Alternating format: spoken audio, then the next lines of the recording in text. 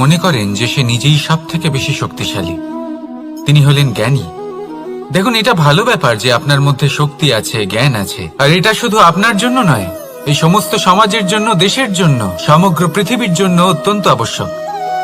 কিন্তু এই কথাটাও বোঝা অত্যন্ত আবশ্যক যে এই জ্ঞান যেন কখনো অহংকার না হয়ে ওঠে। যখন মানুষের মধ্যে জ্ঞান থাকে তখন সে রাম হয়ে ওঠে। রাম, যিনি সমুদ্রের বুকে সেতু বানিয়েছিলেন, বানর সেনার দ্বারা রাক্ষস রাজকে পরাজিত করেছিলেন, আর চিরকালের জন্য সবার কাছে আদর্শ হয়ে উঠেছিলেন। আর যদি মানুষের মনে অহংকার জন্মায় তাহলে সে রাবণ হয়ে ওঠে। দেশে বিদেশে যতই খ্যাতি থাকুক না কেন, সে রাক্ষস হয়ে ওঠে, নিজের সাথে সাথে সমস্ত কুলের বিনাশ করে বসে। এবার জ্ঞান নাকি অহংকার, আপনার কি চাই সেই সিদ্ধান্ত আপনার, আর আপনার এই সিদ্ধান্তই নিশ্চিত করবে যে আপনার কর্ম কি হবে, আর আপনার এই কর্মই নিশ্চিত করে দেবে আপনার প্রারব্ধ কি হবে। তাহলে শুভ কর্ম করুন আর আমার সাথে ভালোবেসে বলুন, রাধা রাধা। আপনি কখনো পাখিদের দেখেছেন?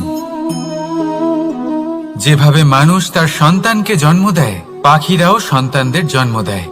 আর যেই তার সন্তান এই সংসারে প্রবেশ করে, সেই পাখি তাকে আগলে রাখে, তার যত্ন করে, ওর জন্য বাসা বানায়, ওর জন্য দূর কোথাও থেকে খাবার নিয়ে আসে, নিজের ঠোঁট দিয়ে ওর মুখে খাবার খাইয়ে দেয়, সবকিছু করে। কিন্তু একটা কাজ পাখি করে কিন্তু মানুষ কখনোই করে না। যখন পাখি মনে করে যে তার সন্তান বড় হয়ে গেছে, ওকে এবার ওরা শিখতে হবে, নিজেকেই আত্মরক্ষা শিখতে হবে, নিজের খাবার নিজেই খুঁজে আনতে হবে, তো সেই পাখি তার সন্তানকে বাসা থেকে বের করে দেয়। তারপর সেই পাখির সন্তান নিজে উড়তে শেখে, আত্মরক্ষা করতে শেখে, এবং আস্তে আস্তে সে আত্মনির্ভর হয়ে ওঠে। কিন্তু মানুষ কি তার সন্তানের সাথে এটাই করে? কখনোই নয়। মানুষ তার সন্তানকে নিজের সাথে বেঁধে রাখে, সব সময় তার লালন পালনের, তার দেখাশোনার ব্যবস্থা করে রাখে, আর এটাই ভাবেন যে আমি হলাম ওর পালনকর্তা, ওর খেয়াল রাখা তো আমার কর্তব্য। কিন্তু না, এই কাজ করতে করতে উনি আস্তে আস্তে নিজেরই সন্তানের শত্রু হয়ে ওঠেন, তার বিকাশের শত্রু হয়ে ওঠেন। তাই যখন সন্তান বড় হবে তখন অবশ্যই ভালোবাসুন, কিন্তু পাখির মতো কঠোর হওয়াও প্রয়োজনীয়, তবেই তার বিকাশ হবে। ওকে নিজের কষ্ট নিজেকেই সহ্য করতে দিন, শিখতে দিন জীবনের অনুভূতি কেমন, তবেই তার বিকাশ হবে।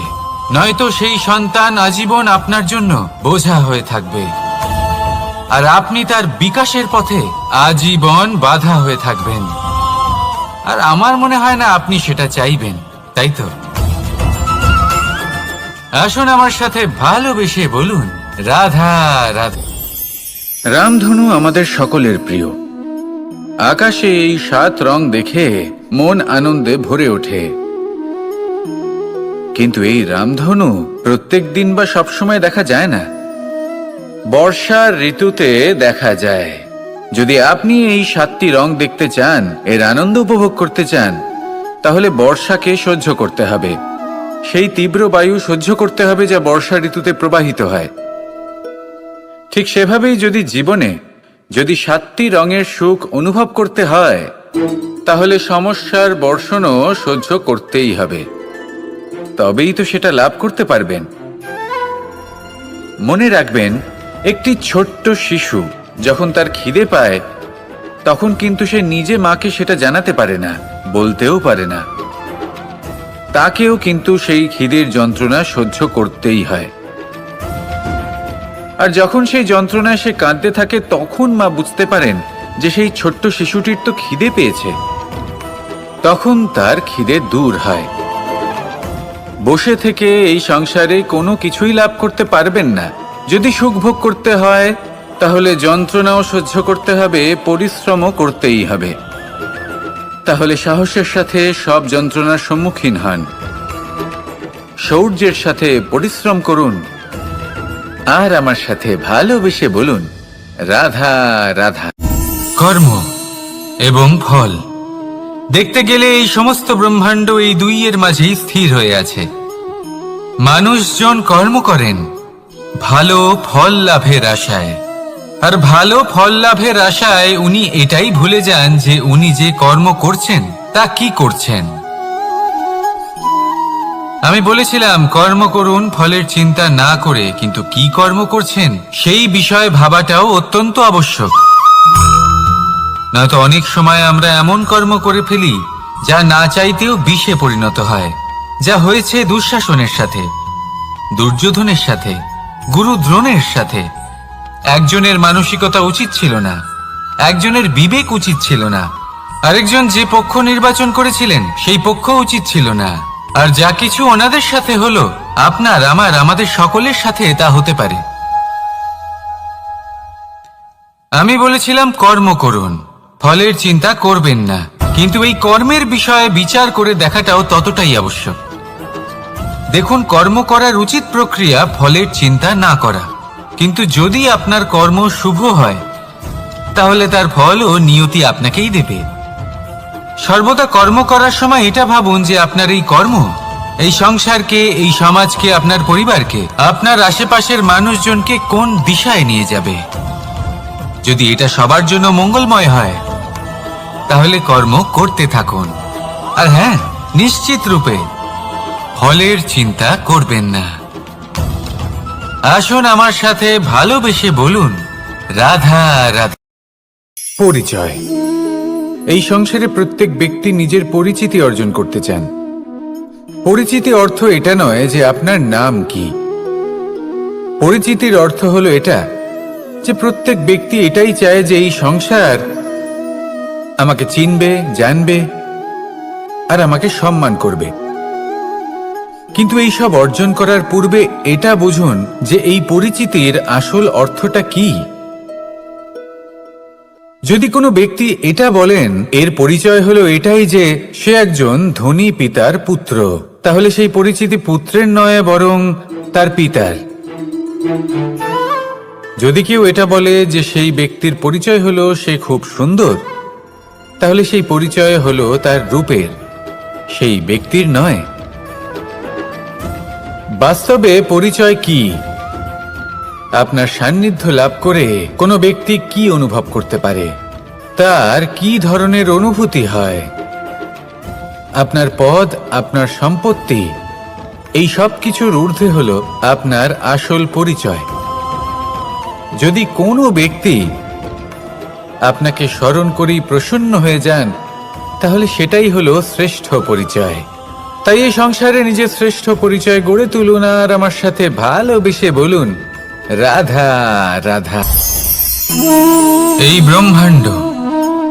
ব্রহ্মাণ্ড কত বৃহৎ, তাই না? যার সম্মুখে এই পৃথিবীকেও একটা বিন্দুর মতো মনে হয়। আর এই পৃথিবীতে আমরা কে হই, আমাদের আকার কি রকম, আমাদের অস্তিত্বই বা কি? যখন আমরা এভাবে ভাবি তখন মনে হয় আমরা কিছুই নই। তা আমরা যখন কিছুই নই তাহলে আমরা এত চিন্তা করি কেন? কি ভেবে ভয় পাই? কাকেই বা এত ভয় পাই? কে আমাদের মারতে পারে আর কেই বা আমাদের জন্ম দেবে? আত্মার আসলে না কখনো জন্ম হয় আর না কখনো মৃত্যু। আত্মা শুধুই শরীর বদল করে। আপনি, আমি, আমরা সকলে এই শরীর নয়, আমরা হলাম আত্মা, যা হলো পরম আত্মার পরম অঙ্গ। সেই জন্য মনে রাখবেন, বাইরের কোথাও দেখবেন না, নিজের অন্তরের গভীরে গিয়ে দেখুন, আত্মাকে উপলব্ধি করতে শিখুন।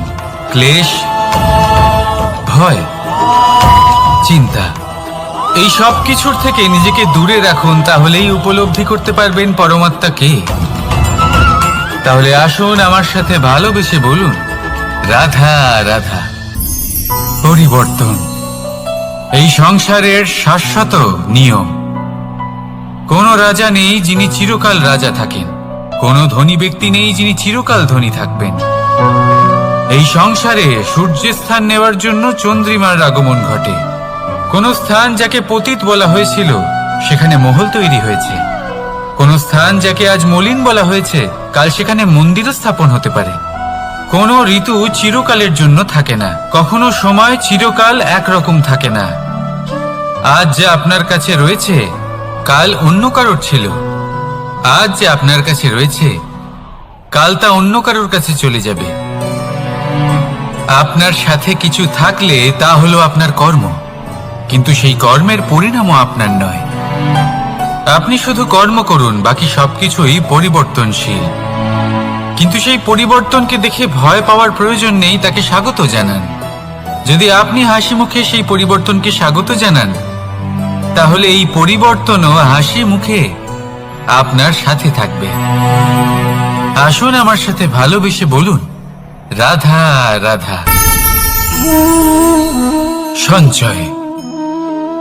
মানুষের যখন থেকে বোধ বুদ্ধি হয় সঞ্চয় করতে আরম্ভ করে দেন। সঞ্চয় করতে থাকেন ভোজনের, সঞ্চয় অর্থের, সঞ্চয় শক্তির। নিজের জন্য করেন, নিজের পরিবারের জন্য করেন, নিজের স্ত্রীর জন্য করেন, সন্তানের জন্য করেন, সন্তানের সন্তানের জন্যও সঞ্চয় করেন। সঞ্চয় করার জন্য ওনার কাছে অনেক কারণ রয়েছে, কারণ উনি এটা ভাবেন যে এই সঞ্চিত শক্তির জন্য কেউ ওনার কোনো ক্ষতি করতে পারবে না। মানুষ ভুলে যান একটা গুরুত্বপূর্ণ কথা, এই সত্য, উনি এই সংসারে খালি হাতেই এসেছিলেন, আর এখান থেকে ওনাকে খালি হাতেই যেতে হবে। যা এখানকার তা এখানেই থেকে যাবে। আর যদি কিছু ওনার সাথে যায় তা হলো ওনার কর্ম, আর কিচ্ছু নয়। তাই যদি কিছু অর্জন করতে চান তাহলে শুভ কর্ম অর্জন করুন, আত্মশক্তি অর্জন করুন, কারণ পরলোকে এটাই হবে আপনার সম্পত্তি। তাহলে কি এটা আপনি অর্জন করতে চান না? আসুন আর আমার সাথে ভালোবেসে বলুন, রাধা রাধা। সদিচ্ছা। দেখতে গেলে 3 অক্ষরে তৈরি এই শব্দ, কিন্তু সমস্ত ত্রিলোক তার উপরেই আধারিত। আপনি এই সংসারে এসেছেন, তখন অবশ্যই শ্বাস নেবেন, কিন্তু তার বদলে আপনাকে কিছু তো দিতেই হবে। আপনার উপর নির্ভর করছে আপনি কি দেবেন। কি দেবেন এই সংসারকে, এই সমাজকে, নিজের পরিবারকে, আর তার বদলে কি নেবেন? যশ নাকি অপযশ? দেখুন, এক ছিল রাবণ, যে কিনা সমুদ্র পার করল সীতাকে অপহরণ করার জন্য, আর এক ছিলেন রামচন্দ্র, যিনি সমুদ্র পার করেছিলেন, সেতু বানিয়ে গিয়েছিলেন সীতাকে ফিরিয়ে নিয়ে আসার জন্য। দুজনেই সমুদ্র পার করেছিলেন, শুধু পার্থক্য ছিল সদিচ্ছাকে বোঝার, লক্ষ্যের। অনেক মানুষের যাত্রা একরকম হতেই পারে, কিন্তু আনন্দ তখনই লাভ করবেন যখন লক্ষ্য শুভ হবে, মহান হবে। এই লক্ষ্য দিয়ে এই সংসারের কল্যাণ হবে এবং মানুষের সম্মান হবে। যদি আপনার সংকল্প উচিত হয় তাহলে আপনার লক্ষ্য উচিতই হবে, নয়তো শুধুমাত্র বিনাশ হবে। আর উচিত এটাই হবে যে বিনাশের হাত থেকে যেন নিজেকে বাঁচানো যায়, কি বলেন? তাই জীবনে যে লক্ষ্য স্থির করছেন, মনে রাখবেন তা যেন শুভ লক্ষ্য হয়। যদি এরকম হয় তাহলে আপনার যাত্রা, আপনার জীবন দুটোই শুভময় হবে। আসুন আর আমার সাথে ভালোবেসে বলুন, রাধা রাধা। সুরক্ষা। এই সুরক্ষা আসলে কি? এটা কি কোনো কবচ নাকি কোনো সীমা? এই সুরক্ষা আসলে অন্য কিছু। আমাদের মাতা পিতা, আমাদের প্রিয়জন, আমাদের বন্ধু, এই সমাজ, আমাদের শুভাকাঙ্ক্ষী, আমাদের আত্মীয়, এনারা সবাই আমাদের জীবনে কোনো না কোনো ভাবে সুরক্ষা দিয়ে থাকেন, একটা কবচ দিয়ে থাকেন কোনো না কোনো রূপে। কিন্তু দেখতে গেলে আমাদের পরাক্রমের পথে, আমাদের বীরত্বের পথে, আমাদের সাহসের পথে এই সুরক্ষাই সব থেকে বড় বাধা হয়ে দাঁড়ায়। একবার ভেবে দেখুন, যদি আপনি কোনো সুরক্ষাই না পান, বা যদি আপনি এই সুরক্ষা ভেঙে বাইরে আসতে পারেন, তাহলে আপনার বীরত্ব চরম সীমায় পৌঁছে যায়।